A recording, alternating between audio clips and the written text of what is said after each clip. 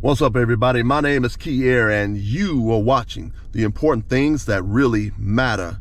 So today we're going to continue on in the series, Black Men, Start Your Business Now. Black Men, Start Your Business Now, Part 4. In this particular section, we're going to be talking about, of course, Black Men, Start Your Business Now, Part 4. But we're going to talk about mistakes. Mistakes are part of the process. You cannot get so discouraged because you make a mistake in doing your business or running your business that you completely give up. You don't do that. You learn from your mistakes, you make the corrections and keep going. And so a lot of businesses that are in place right now, a lot of businesses that have been around for a while, are those businesses that have throughout the years, they made mistakes, they made corrections to the mistakes. They made mistakes, they made corrections to mistakes. They made mistakes, they made corrections to mistakes. So you have to do that. And this happens over a period of years. Matter of fact, there's some businesses that may even literally fail. And a person could say, I'm never going to do that again. That's the wrong attitude to have, because all the information that you learn for your business to possibly fail, you still got that information. You still got the information. So that lets you know that if you start up a new business, you know what not to do. Follow what I'm saying? It's okay to make a mistake when you have a business. It's okay to make mistakes. The thing that you have to do is make the corrections to the mistakes. Let me give you a couple examples. I'm going to talk about two ladies and one guy. One lady I'm going to talk about this mistake that this lady made. She made a big mistake, but she can still make the correction. So basically, I'm not going to tell her what to do, but she can still make the correction. So we're going to talk about two ladies and one guy. One person, this lady has a food truck. She has an absolutely beautiful food truck. Once again, this woman has an absolutely beautiful food truck. All right. Based upon a food truck, you'd be like, oh, I know this food is great. You'd be like, I know this food is great. I know this food is wonderful. Excellent. Must be an excellent food that this woman is serving. Well, let me tell you what ended up happening. So her food truck is so beautiful that it draws people to it. But the wild thing about it is you go up to her food truck and her food is just mediocre food. Mediocre food. Food that's just okay. The woman is selling soul food from her food truck. The food is just okay. So what I did, and how do I know this? Because I went up to the food truck. I'm like, wow, this is a beautiful food truck. So the packaging of her product is the food truck, and it's drawing people in. The packaging is the food truck, and it's drawing people in to buy her food. So it drew me in. So I went over to the woman's food truck. I'm thinking, I'm going to get some good food right here. I said, let me try some of your macaroni and cheese. So she wanted to try some of her macaroni and cheese and other food. Tried the macaroni and cheese, and I was like, okay. Macaroni and cheese was just very, very so-so, not really good. I wasn't going to tell her that. I really wasn't going to tell her that her macaroni and cheese was terrible. But also, too, other food that she had was just okay. Now, in any city, you probably got all types of soul food places, and she had a soul food truck. In any major city and anywhere in the United States, you probably have all types of soul food places all over the place. And so we're in a city right now that has soul food places all over the place. So to be successful in the soul food industry, your food has got to be better than everybody else's food, or at least just as good, to keep people coming back to keep buying from you, okay? Her food is not all that hot. Not really good at all. She's got this beautiful food truck, got this absolutely beautiful food truck, but her food is just okay. Now, she made a mistake. Now, she can recover. She can recover if she makes her food better. And I'm not going to go about telling her how to make her food better. I'm not going to go about telling her how to make her food better, but she can pivot and make her food a whole lot better. But that's on her to figure it out. That's what I'm saying before. When you're in business, you're going to make mistakes. sometimes the mistakes are going to be very, very costly. The mistakes might be so much of a mistake that you may end up spending thousands and thousands of dollars.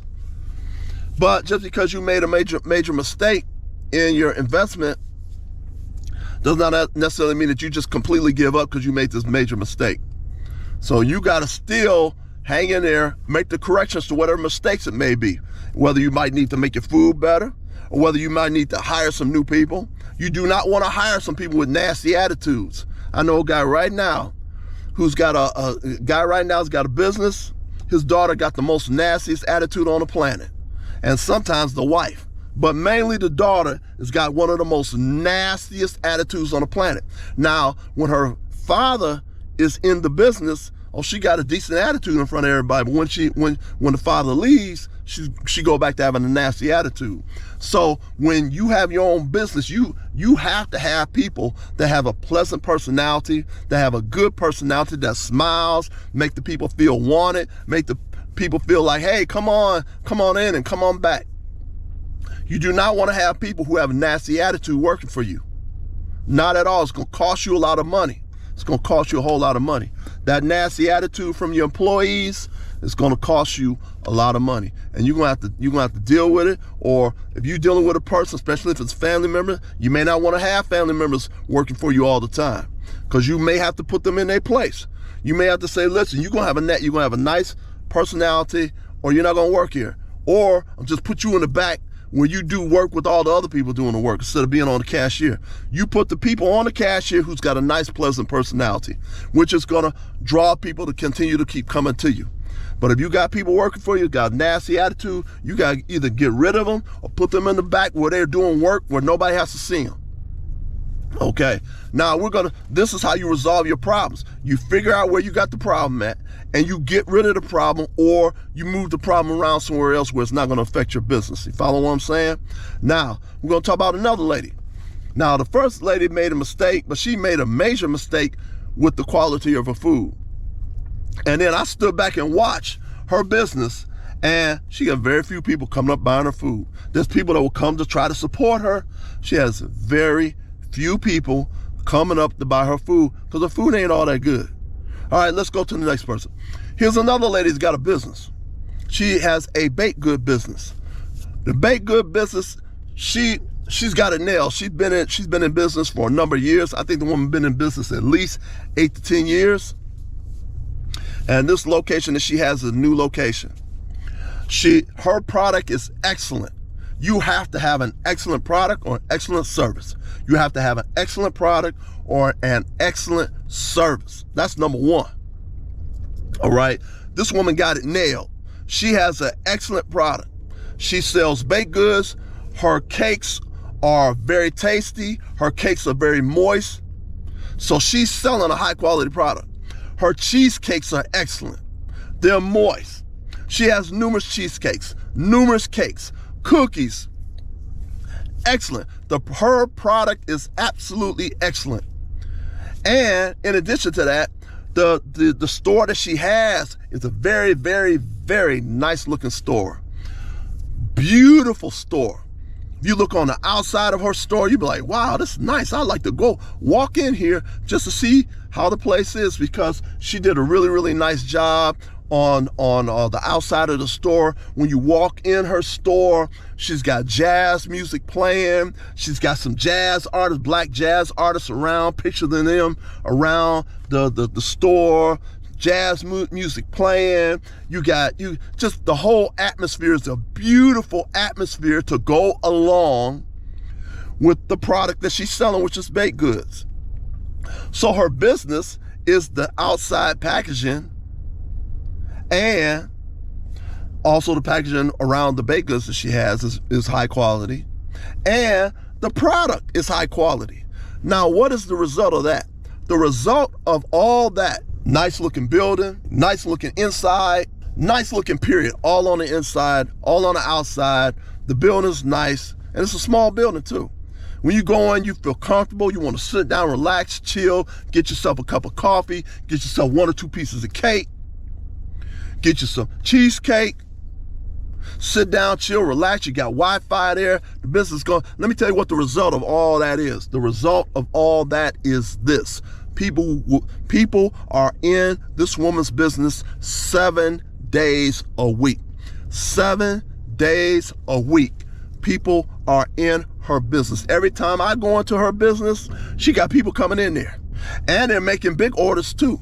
They don't just come in there for maybe one piece of cake. They'll order a whole big cake, and she makes a nice hunk of money off of selling a whole entire cake. You follow what I'm saying? I want you to listen to how the second woman is running her business, and as opposed to how the first woman was running her business. You follow what I'm saying? The second woman, she had her product down real well. Her product was the cakes, the cookies, the cheesecakes. Excellent. The packaging is the building. The outside and the inside of the building is excellent. Beautiful, wonderful place. Jazz music, nice feel, chilled out feel, Wi-Fi, excellent, excellent, excellent, excellent, excellent. First woman, she had a beautiful food truck, but the food was, okay. She can still redeem herself if she make improvements on her food. Now, let's talk about the third person. There's another person. This is a guy. He's got a food truck. Beautiful food truck. Beautiful food truck. People are standing in line to get their food. Now, the first lady I was talking to you about, the first person that I was talking to you about who has a beautiful food truck selling soul food. Well, you get soul food anywhere. And to make yourself stand apart from the other people that are selling soul food, your soul food has got to be really, really good. You follow what I'm saying? The other guy, this person down here with his soul food truck, no, he don't have a soul food truck. The other guy down here has got a beautiful, gorgeous looking truck. So the packaging of his food is his beautiful food truck. Now, what type of food is this person selling to where he has a monopoly on the type of food? Number one, this guy here is selling Nigerian food. Did you hear what I said? This guy is selling Nigeria food. You can't get Nigerian food just any place. You gotta go there. You gotta go to this food truck, which is a beautiful food truck. You gotta stand in line, and people are standing in line. So you know the food is good because people are standing in line. People are standing in line to get his food. Beautiful food truck, excellent, wonderful, good tasting food. People standing in line. I know the food is good even before I go there because people standing in line. They ain't just like one or two people there, and every now and then you see a person come up here every blue moon like with the other person. All right? People coming to that truck all the time, standing in line. I mean, just standing in line trying to get their food. And when you see that, you know the person got some good food because these folks are sitting there standing in line. As opposed to the other person who's barely getting hardly customers coming up because some people already been there and tasted the food, and the food wasn't all that great. But they go to this truck. So the first person I was telling you about, a female, she was selling soul food where you can get soul food anywhere. All right. This guy down here has also got a food truck, but it's a beautiful, beautiful food truck also too. But he's selling unique food, Nigerian food. Where you gonna get Nigerian food from? You don't have Nigerian food everywhere like you got soul food just anywhere. And so basically in a nutshell, people standing in line because they want to taste Nigerian food, especially if it's really, really good. People are going to keep coming back. People are going to keep coming back. People are going to keep coming back. Just like the lady with the baked goods place. The lady with the baked goods place, she had people coming in and out of that place 7 days a week. 7 days a week. All right. Look at the other videos towards the end. I got some video links for a video series for why African Americans and blacks need to start their own businesses. Click on those links. Watch all the videos, which will give you step-by-step instructions on what to do with your business, how to get your business going, and look at the video links on this particular video series, which I'm going through, because this also, too, will show you how to get your business going and to be successful, things that you need to watch out for, okay? So, please like, please share, please subscribe, please hit your notification bell, and peace.